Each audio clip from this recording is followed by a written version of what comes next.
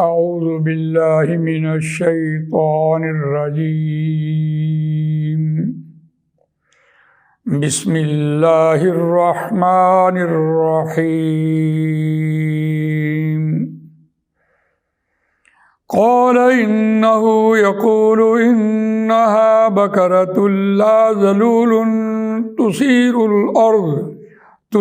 الارض ولا تسقي الحرث مسلمة لا شية فيها قالوا الآن جئت بالحق فذبحوها وما كادوا يفعلون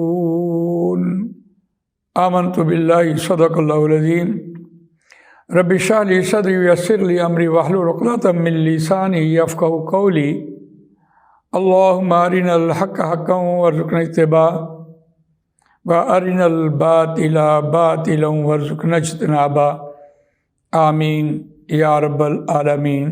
دوستو اور بزرگوں، سورہ بقرہ آیت نمبر 71 آپ کے سامنے تلاوت کی ہے، اور یہ پہلا پارہ 8ویں رکوع کی آخری آیت ہے۔ اس رکوع میں خاص طور پر بنی اسرائیل کو جب کام سونپا گیا تو انہوں نے کام سے بہانے لگائے، تو ان کا امتحان لیا گیا۔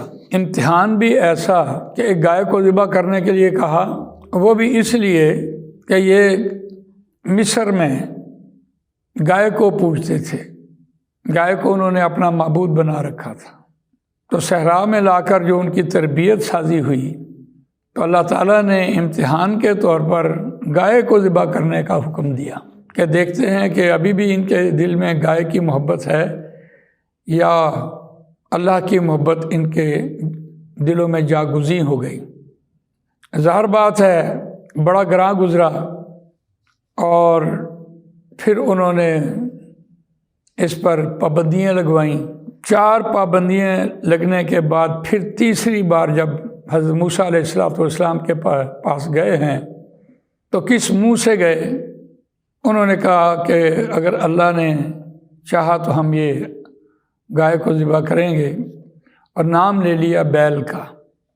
تو پھر موسیٰ علیہ السلام اللہ کے حضور گئے، اور پھر انہوں نے التجا کی کہ وہ ہم ڈھونڈ رہے تھے اور وہ متشابہ ہو گئی، تو اب اگر آپ صحیح ہمیں بتا دیں تو ہم اس کو ذبح کریں۔ تو کہا قال انہ یقول انہا بقرۃ، روان ترجمے میں کہا بے شک وہ اللہ کہتا ہے۔ حضرت موسیٰ علیہ السلام نے ان سے یہ بات کہی کہ بے شک وہ اللہ کہتا ہے انہا بقرۃ، بے شک وہ گائے ہے۔ تم نے تیسری بار اس کو بیل کا نام دیا کہ چلو ہم ڈھونڈ تو رہے تھے، اب کس منہ سے جا کے بات کریں؟ تو چلو ہم بیل ڈھونڈ رہے تھے، بیل کی بات ہی نہیں ہو رہی تھی۔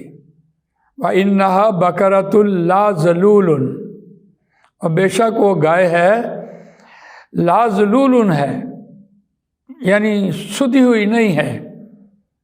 اس سے مراد یہ ہے کہ یہ جیسے ہم اس سے بیل گاڑی بناتے ہیں اور اس سے دنیا کا بار برداری کا سامان وغیرہ لاد کر لے کے جاتے ہیں، اس اعتبار سے وہ سدی، ہم اس کو کہتے ہیں کہ اس کو کسی بیل گاڑی میں نہ جوتا ہوا ہو۔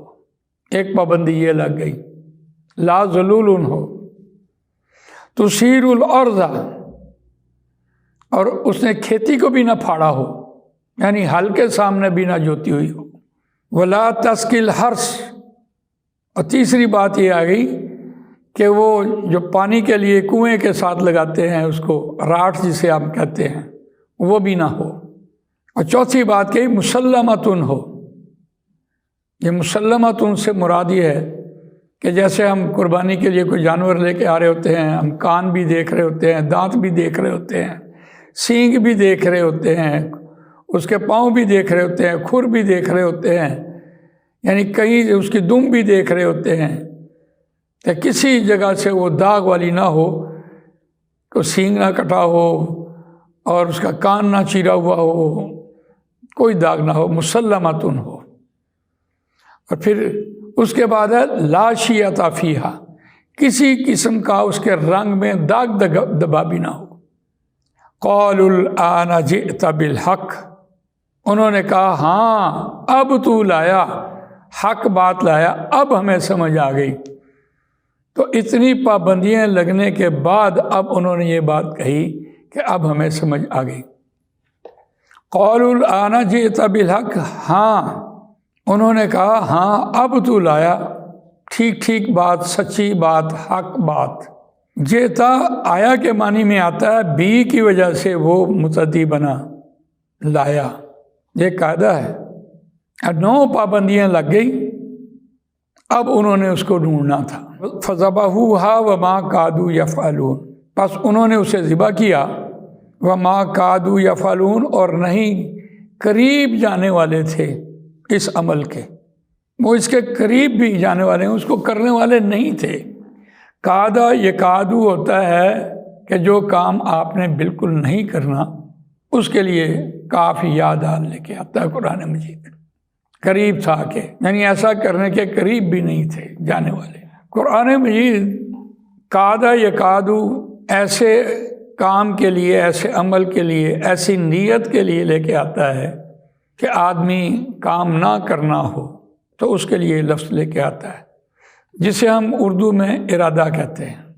ویسے قرآن مجید نے ماذا اراد اللہ بہذا مسئلہ، وہاں قرآن مجید نے وہاں ارادے کا لفظ بولا ہے، ارادہ یریدو، ارودہ یرویدو، لیکن وہ جہاں قرآن مجید نے ارادے کا لفظ بولا ہے وہاں کام ہو چکا تب ارادہ بولا، اور کام نہ کرنا ہو، نیت ہی نہ کرنے کی ہو تو اس کے لیے قرآن مجید قاعدہ لے کے آ رہا ہوتا ہے، قادہ یکاد، قریب تھا کہ ایسا۔ اور مفسرین کہتے ہیں کہ حضرت موسیٰ علیہ السلام نے خود وہ گائے ڈھونڈی ہے، اور جس کے پاس وہ گائے تھی اس نے اپنی منہ مانگی قیمت لی ہے اور پھر لا کے سامنے کھڑا کیا ہے اس کو، گائے کو، کہ اب تو ذبح کرو۔ نہ چاہتے ہوئے بڑی مجبوری سے ان کو یہ کام کرنا پڑا، اس کو ذبح کیا۔ یہ 9 پابندیوں کے بعد اس آیت میں اتنی بات ہی کہی گئی تھی جو آپ کے سامنے میں نے بیان کی ہے، لیکن اس رکوع کا جو حاصل تھا وہ یہ تھا کہ جب بھی کوئی کام کہا جائے اور کرنے کا ارادہ نہ ہو تو پھر آدمی عذر اور بہانے اور ہیلے ڈھونڈتا ہے۔ جیسے جیسے وہ ڈیلے کرتا ہے، کرنا تو ہوتا ہی ہے، ویسے ویسے اپنے اوپر سختیاں، پابندیاں لگوا لیتا ہے۔ تو چاہیے تو یہ تھا کہ جیسے حکم ملا ویسے کوئی بھی گائے پکڑتے اور وہ ذبح کر دیتے تو ان کے معاملات حل ہو جاتے، فرمانبرداری میں آ جاتے وہ، لیکن انہوں نے ایسا نہیں کیا۔ اب قرآن مجید کی حکمت دیکھیے کہ اس بات کو جو آگے ہم مضمون پڑھیں گے اس میں واضح کیا گیا ہے کہ وہ اصل بات کیا تھی، واقعہ اس کے بعد آئے گا، لیکن امتحان پہلے لے لیا۔ اب یہ قرآن کا اسلوب ہے کہ امتحان پہلے آتا ہے، اس کی وجہ کہ تربیت پہلے کی جاتی ہے، اور بعد میں پھر اس واقعہ کو بتایا جاتا ہے کہ اس لیے ہم نے یہ تم سے امتحان لیا تھا۔ تو اللہ تعالیٰ مجھے آپ کو قرآن مجید پڑھنے، سمجھنے، اس پر عمل کرنے، اس کو دوسروں تک پہنچانے کی توفیق عنایت فرمائے۔ سبحانک اللہم و بحمدک، نشہد ان لا الہ الا انت، نستغفرک و نتوب الیک۔ جزاک اللہ خیر۔